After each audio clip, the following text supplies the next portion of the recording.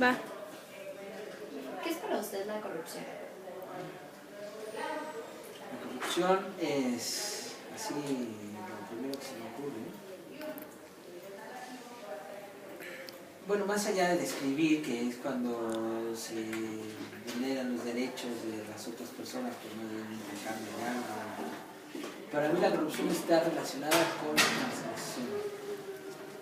Cuando yo corrompo normalmente una regla, aunque esa regla esté dicha o no. Y entonces tiene este carácter de ser voluntario.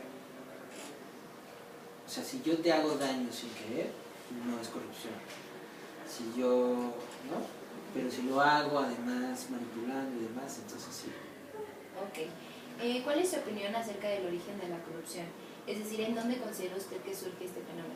¿Por la corrupción como fenómeno social del país o la corrupción como de una persona? Híjole, es que hablar de corrupción en México hay que ponerlo en ese contexto. O sea, yo creo que si hablamos de una persona mexicana actualmente que es corrupta, tenemos que hablar del contexto en el que vive. Es decir, hay gente que vive así y lo aprende incluso como valor. Entonces, no lo vería como un fenómeno o como algo que se le pueda reclamar a esa persona. O sea, un niño que vive en una familia en donde los papás son policías y viven en las mordidas, la corrupción es su modo de vivir y entonces no es necesariamente, o sea, no se lo podrías después reclamar. Pero evidentemente surge en el contexto en donde vive la persona. Y en una sociedad en donde no hay esas reglas, la corrupción es casi como un lenguaje, una moneda de cambio, es como si fuera tal cual, hay pesos y hay moneda de corrupción, formas de lograr las cosas con corrupción. Ok. ¿Cuál considera usted que es el factor principal que detona la presencia de conductas no deseables en el comportamiento de los niños? Psicólogas. Pues no es unicausal. O sea, no podemos decir que hay un factor que hace que el comportamiento de los niños sea malo o corrupto o desviado. ¿No? ¿Por ahí va tu pregunta? Sí, pero sí tenemos entendido que son varios factores los que desencadenan esas conductas, pero queremos saber en su opinión cuál es el principal. Pues la figura o la falta de figura de los padres en su función de establecimiento de normas y de cumplimiento de normas y de castigo. Si ahí en esa función los papás no tienen claro cuál es su función, lo más seguro es que el chamaco le salga tremendito. Y eso ni siquiera para que no pegue. O sea, ni siquiera para ser corruptos, no todo lo que se ve de berrinches o de los problemas de niño implicado, no sé. Ya pasando al tema familiar que menciona, ¿cuáles son los factores familiares que propician la corrupción en una persona? Pues es un ejemplo. O sea, si mi papá se dedica a eso, yo siempre les digo a mis alumnos de ética, un ejemplo, no sé si con ustedes también ya les dije, que es cuando tú eras chiquito, sonaba el teléfono, contestabas y te decían, ¿está tu papá? Tú tienes enfrente a tu papá y tu papá.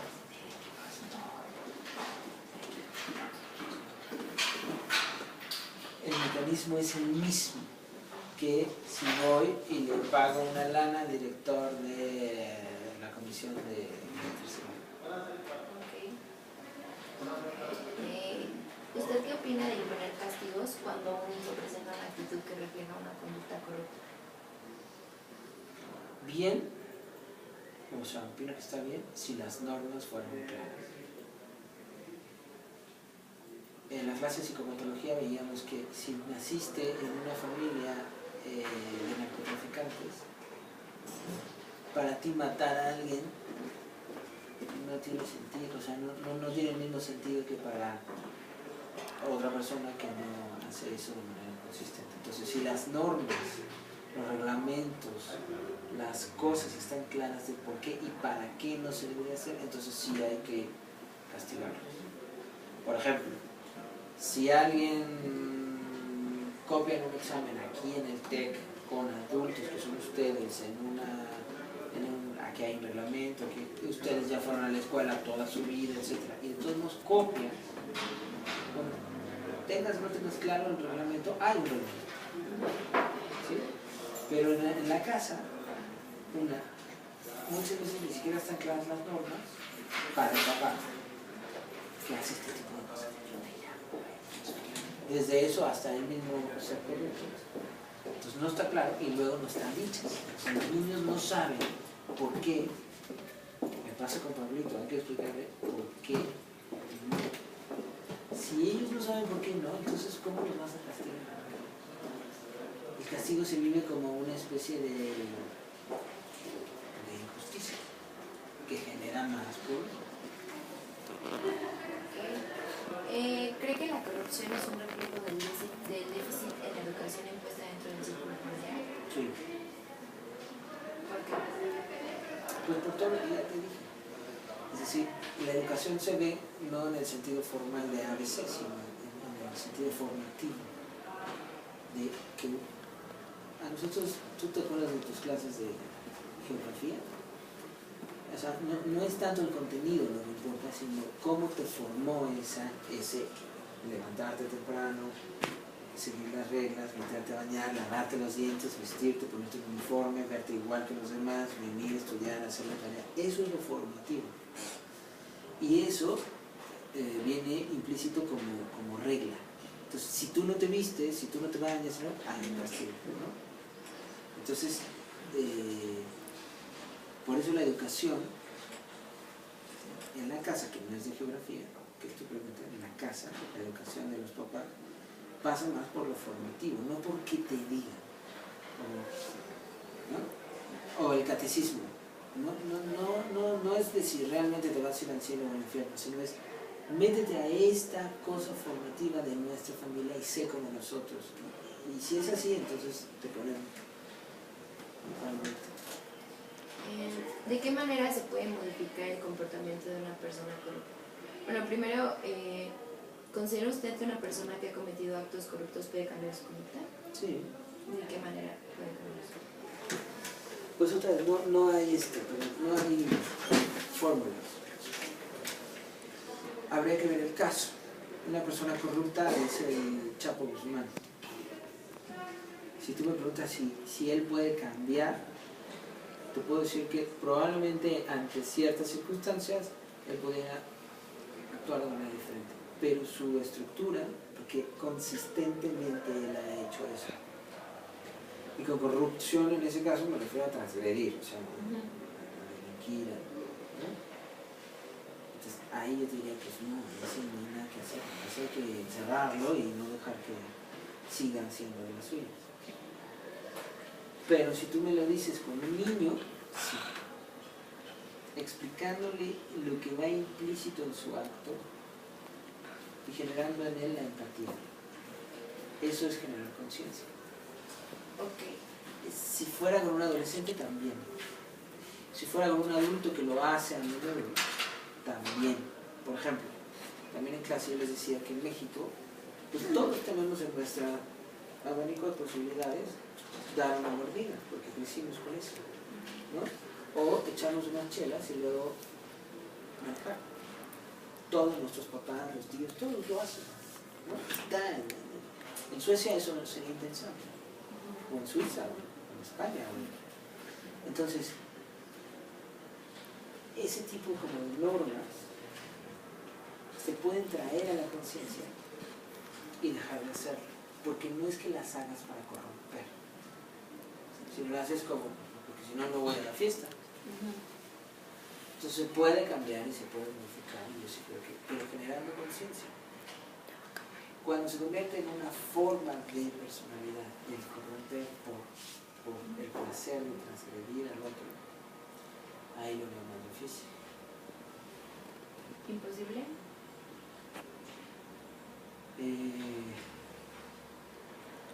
Pues mira, hablar de absolutos no nos lleva, no nos sirve mucho, pero sí muy difícil porque es como prácticamente cambiar a la persona, esto que te digo del narcotraficante. Y eso, pues, y además cambiar a la persona implicaría cambiarlo en muchas otras cosas también, y además nadie tiene poder de hacer eso, tendría que ver con su propia voluntad. Sí, claro. ¿No?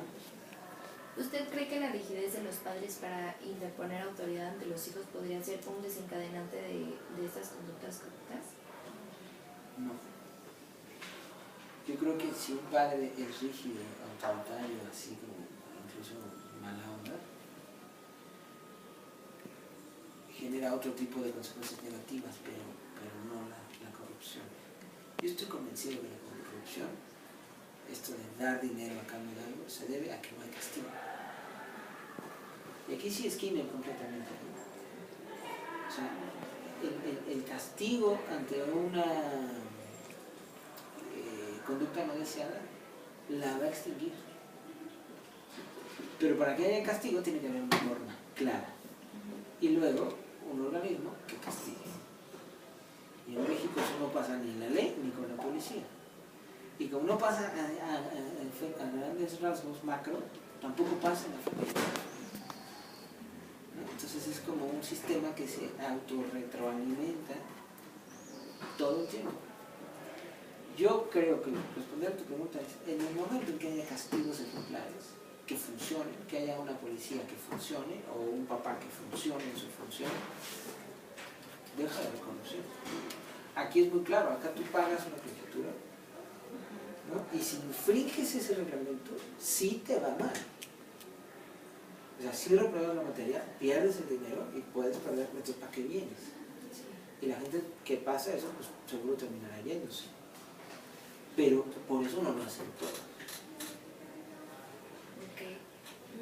¿Considera usted que hay personas que tienden a ser más corruptas que otras, independientemente de la educación que se les dé en casa o en su entorno? Pues sí, o sea, no sé, seguramente sí, pero es...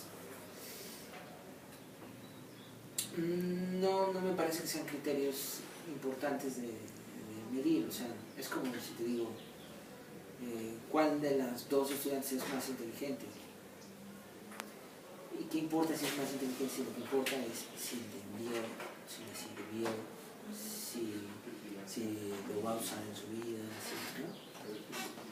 Entonces, independientemente de cómo lo formaron en su casa, si es más corrupto o no, sí, probablemente ya más del lado de un trastorno mental o algo así. Ok, y por último, ¿qué propuestas de intervención sugeriría para minimizar o contrarrestar la probabilidad de que una persona ejecute conductas corruptas?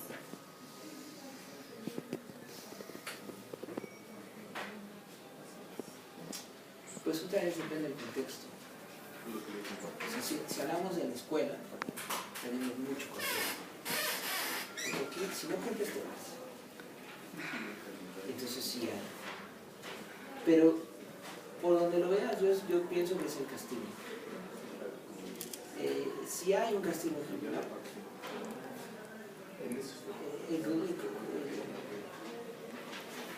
o sea, con una correlación impresionante, la conducta va a bajar.